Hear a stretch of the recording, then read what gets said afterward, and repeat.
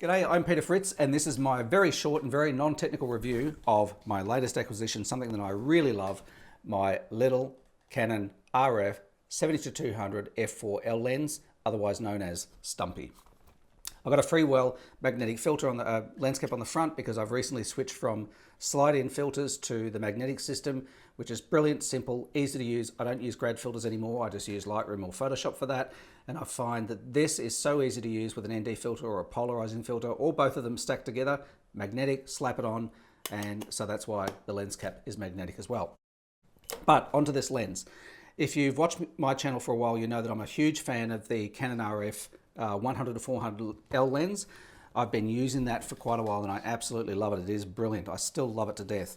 But it is kind of chunky and heavy. And because of the recent lockdown in Melbourne, I found that I can't go to my usual places where I would normally shoot in sort of more open areas. I had to go to local woodlands, which is a lot more congested, and a 100-400 is just overkill.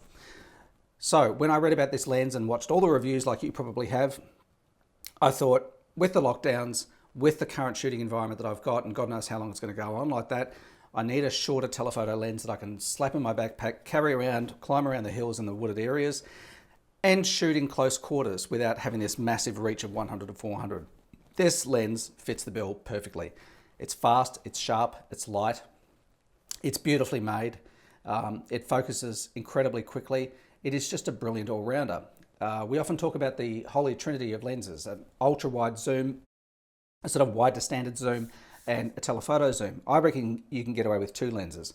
This, the 70-200, and a 16-35. I reckon that's going to cover off almost every situation you have as a landscape photographer. Both those lenses are f4s. You don't need f2.8 if you're shooting landscapes. You don't need ultra fast. You can still get a nice blurred out background with this, especially if you zoom into 200 and shoot at f4. Plenty of lovely bokeh. Comes with a beautiful Canon lens hood, which of course makes it quite a bit longer. And if you're shooting in winter conditions and you're not suffering from lens flare, then I recommend taking the lens hood off because it acts like a huge sail. Switches on the side, typical of all Canon L lenses. You can limit the range of zoom. You can switch autofocus on and off. You can switch image stabilization on and off, and there are 3 modes for the image stabilization which control how it stabilizes the movement, whether you're going, whether you're panning, whether you're sort of moving all around, and whatever the third one is, I don't remember. You can see how non-technical this is. With the image stabilization, I obviously keep that on when I'm hand holding, but if I'm shooting on a tripod and it's not windy, I turn that off. But if it's windy, I find that leaving that on actually aids with the movement from the wind. If it's really blustering and it's making the camera move about, leaving your image stabilization on can actually help quite a bit. So I recommend leaving that on. The thing I love about this lens, apart from the fact that it's beautifully compact, this stays on my camera all the time now in my bag. I love the fact that it's so compact, but the things that I really love about it is just how fast it autofocuses.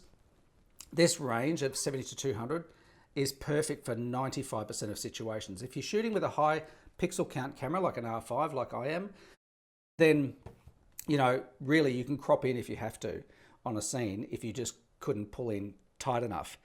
So brilliant little lens. I highly recommend it. If you're sitting on the fence about whether to get this or the 2.8, if you shoot landscapes, don't bother with the 2.8. You don't need it. Get the f4. It's smaller, it's lighter, it's cheaper, just as sharp, focuses just as fast. It is a brilliant little thing. And like I said, you don't need f2.8 shooting landscapes. You can get enough separation between your foreground and background at f4. So that's it for my very non-technical review of this little RF wonder. I recommend you buy it if you can afford it. If you're thinking twice about it, no need to think twice about it. It's brilliant. It'll probably last your lifetime and you will never regret owning a lens like this.